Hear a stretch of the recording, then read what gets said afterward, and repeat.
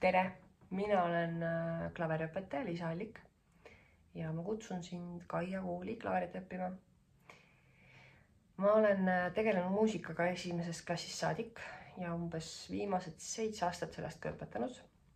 Ma mäletan enda muusikakooli aegadest, et mulle väga tihti ei seletatud päris lõpuni välja, miks mul midagi vaja on, milleks ma midagi harjutan.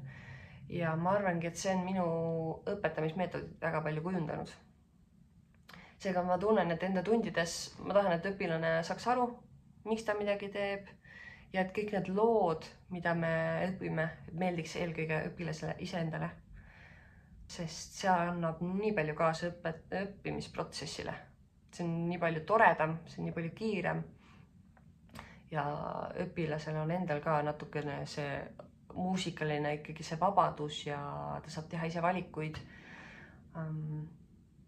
Et see klaveritundi muutuks selliseks tüütuks kohustuseks.